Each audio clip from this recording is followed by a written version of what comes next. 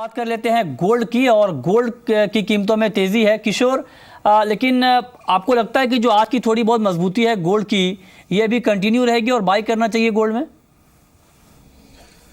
I think आज का तेजी भी ज़्यादा टिकाऊ नहीं है और बेसिकली आज थोड़ा सा रिलीफ रैली देख रहे हैं कि most of the global markets में स्पेशली यूएस बॉन्ड यील्ड्स में थोड़ा बहुत रिलीफ देख रहे हैं जो सडनली शूट अप हो गया था। I think across the world markets थोड़ा सा रिलीफ देख रहे हैं। तो मुझे लगता है कि यहाँ पे जब तक सेटल नहीं हो जाएगा, जब तक क्लैरिटी नहीं आएगा पॉलिसी डिसीजंस को लेकर, तब तक आई थिंक गोल्ड में थोड़ा सा वीकनेस रहेगा। तो मैं थोड़ा सा अगर रैली मिलता है तो यहाँ पे 29,440 के आसपास इसमें बिकवाली का सलाह दूंगा आपको, 29,585 का स्टॉप लॉस के साथ और 29,160 का टारगेट्स के लिए। चांदी पर आपकी कॉल क्या है आज के लिए किशोर? चांदी में क्या करना चाहिए?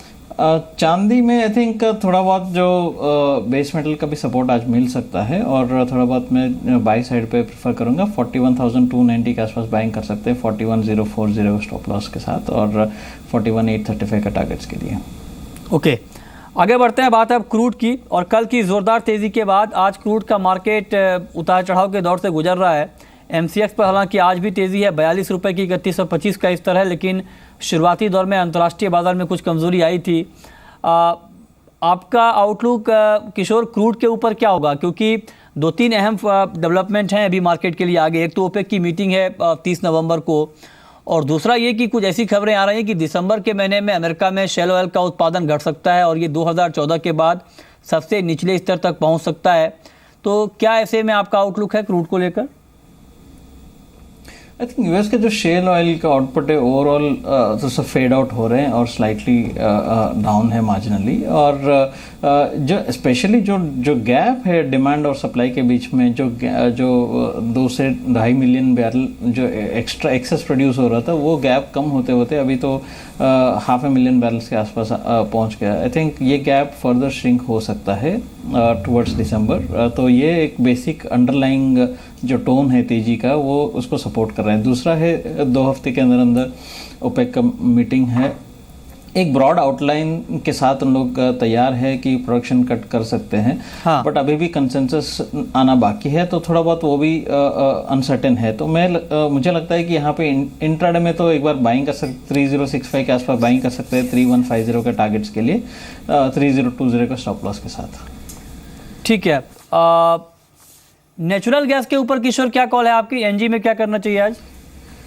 आई थिंक एनजी में 181 के आसपास तो मैं बाइंग का एक बार सलाह दे सकता हूँ, 178 का स्टॉप लॉस के साथ 186 हाफ के आसपास का टारगेट्स के लिए। ठीक है, चलिए मेटल पर आपकी राय लेंगे, लेकिन उससे पहले नज़र एक अहम खबर पर। खबर ये है कि MCX SX के बाद अब CBI की नज़र MCX के IPO पर आई है।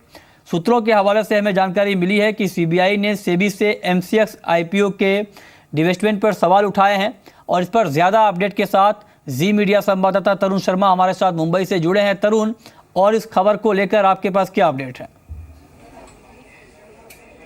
बिल्कुल मृत्युंजय, बताना चाहूँगा कि सीबीआई ने सेबी को लेटर लिखा है और उनसे स्टेटस रिपोर्ट मांगा है। जो अलेक्जेंडर मॉरिशस फंड था MCX में, जिन्होंने 2012 में कुछ अपना हिस्सा बेचा IPO के टाइम पे, और उसके बाद कुछ हिस्सा सेकेंडरी मार्केट में बेचा। लेकिन जब ये IPO आया था, एक्चुअली ये IPO के लिए FPO था, इस वजह से RBI की अप्रूवल की ज़रूरत थी, RBI और FIPB की।